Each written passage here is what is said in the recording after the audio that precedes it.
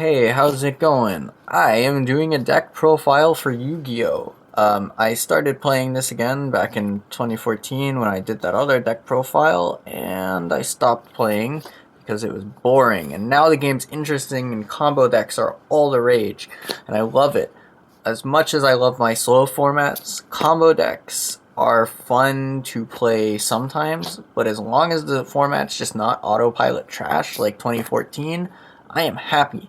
And so I'm doing a deck profile for a deck that's really silly. It kind of does what it wants to do, and that's about it. It's really not that strong theoretically, fundamentally, or in an execution situation. But I wanted to do a deck profile for it because it's freaking awesome. For a lot of you who don't know what this deck actually does, I'm going to upload a combo video for it. So I would greatly appreciate it if you would watch that. I'll actually link that in the description of this video when the combo video comes out. So, of course, we got our 2 Giga Plants. The Giga Plants are, you know, the heart and soul. I try to play 3, because sometimes you can get them out of your hand with, like, Rose Lover and stuff. But, honestly, you only need 2 ever. I never felt I ran out at 2, and making you less likely to draw them is always a good idea. Also, I wanted to make space for some other stuff. I play 41 cards in this build. So here I have my triple Lone Fire Blossom, obviously. That's what you would do in this deck. Then Dandelion, Good Earth, level 3 target for Melier. Got Lone Fire. Spore, I'm really considering dropping because I really don't ever find this card useful, and it always feels a little bit too slow, and when you draw it, it just, I don't know, it just never feels that strong, and I never have used it yet in all of my play testing.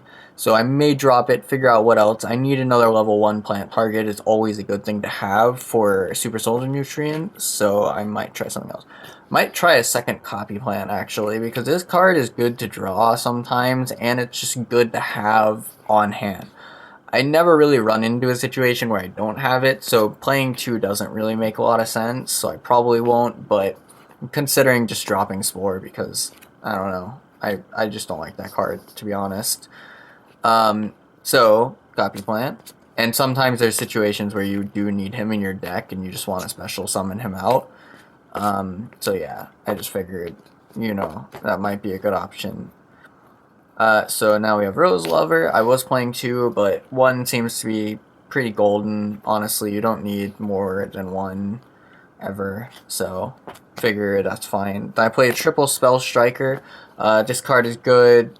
If you want to make a Melier, especially when it's live later in the game, like if you do manage to grind them out or break some of their boards and slow down the match a bit, which this deck can manage to do most of the time. I play him. He's just good. He's opening good too, because he can overlay with your Dandelions or your Mathematician or whatever you need to overlay with, whatever your normal summon was. And then you can make Melier, which is pretty much a strong combo starter. Then you have your Mathematician. You know, that card's a bit slow, but it is a level 3 Earth, so it's good, and its effect is valid. I play 2 Effect Veiler and 2 Max C. Thinking about playing Flying Seas. I was testing them at a tournament, but, you know, they never really came up. But Zodiacs are really strong and really annoying, so maybe playing the anti-Zodiac card in the main deck might be fun. This is also not the only deck that I play. So then I got these 2, you know, staples. Soul Charge is such a dumb card. Then we have Catalyst Field. Just in case you don't have Supervise and you need to Gemini summon a Giga Plant. Usually this will only go off once, really. You just need it to go off once. I was playing 3, and I really just had to drop it. It's such a cloggy card. This card is really strong when it wants to be, but I just think of it as kind of a 4th Supervise. That unfortunately doesn't start any combos, but it does get your Tizoken Dragon out, which is a good thing. Then we have the triple Supervise. Obviously, this is your combo piece. Then Symbol of Heritage, I play 5 equip cards. Symbol of Heritage is a really, really good card. Like, it's just Monster Reborn for Lone Flyer, which is just good. Mark of the Rose is a really awkward card, and it can, you know, work sometimes. It's nice. I like it. It's searchable. No reason not to play it. I was trying to, but it is a cloggy card. I didn't realize why people weren't playing it. It's like, it's kind of like Snatch Steal, but if you can't do anything with the monster that you take, then you're kind of stuck. So then there's the Rhoda, obviously. That's a good card with your little Spell Striker. Then Foolish, any graveyard deck loves Foolish. Twin Twisters, you know, discard dead cards, pop back row. Miracle Fertilizer, I was playing 3, but this card does clog, and it does conflict with your Gemini monster sometimes. It can conflict with a few things. It has a little bit of a synergy problem in general, so I generally don't like to run into this card, but it is a very, very strong, like, turn 3 or 4 card. It can be strong turn 1 if you have enough like plays that you can use without normal summoning, but generally this deck needs to normal summon. Then obviously your other Lone Fires. These are going to get out your Lone Fires if you draw anything. I always love to draw Rose Lover with this card. And then of course 1-for-1 pretty much kills a dead card and can special summon from your deck anything you really desire. Then your 1 Day of Peace. This card is really good to stop your opponent from playing, because sometimes this deck is about 1 turn too slow before it can just do really strong plays.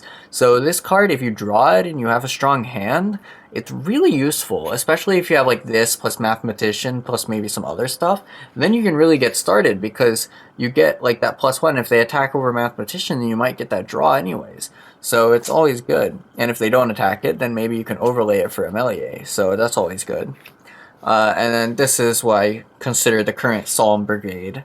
I see people playing 3 of these consistently. I don't think it works in this deck really, because there's not a lot of traps. Anyways, I really don't like 3 of this card. I feel like Warning is still a very strong card, and I'd rather just play this triplets over here. And I don't want to play an extra Strike and then this, because it's just too many.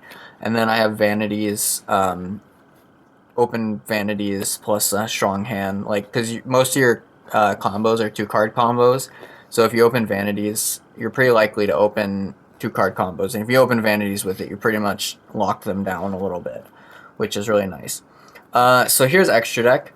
Got your Power Tool. This is your combo card. This guy will let you do a lot of things, make your big eyes, whatever you need to do. Just get your equip cards and keep going, keep playing.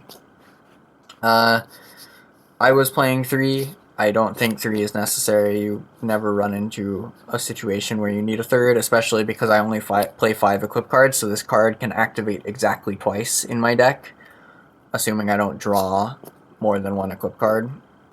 So, yeah.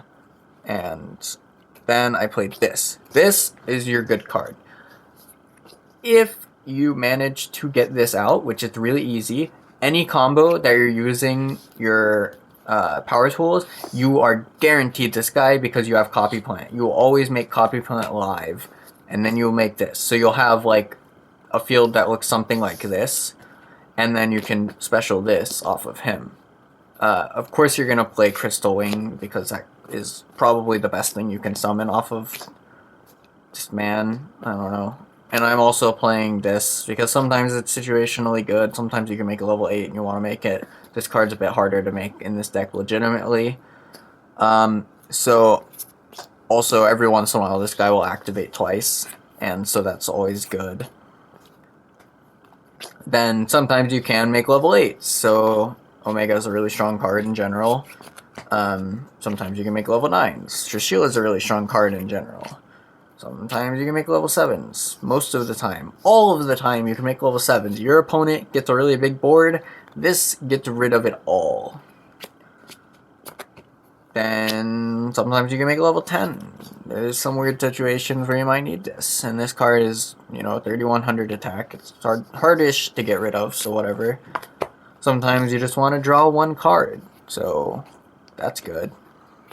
And then for level 7s, Xyz, I play these two. This card really doesn't activate that often, even if I do summon him.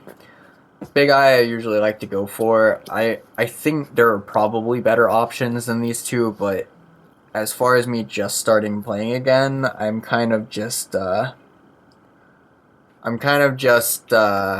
you know, assuming that there are better options. I don't actually know. I just started playing again, so I'm kind of like still totally unsure of what I'm building.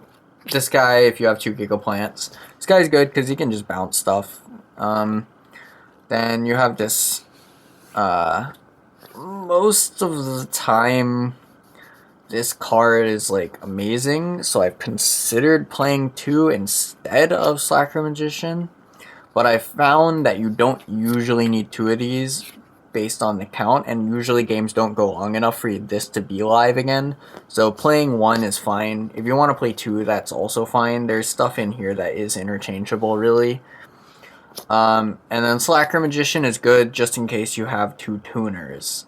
Like, I've run into situations with 2 tuners and been like, I need to make something, and this card's kind of hard to get rid of, really, so it's good.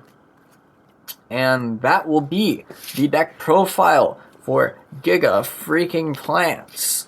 So look forward to the combo video coming really soon, where I really dig into what this deck even fucking does, because a lot of these new players don't really know, as I found out after playing this deck at a locals. So yeah, fun. Alright, catch you guys later.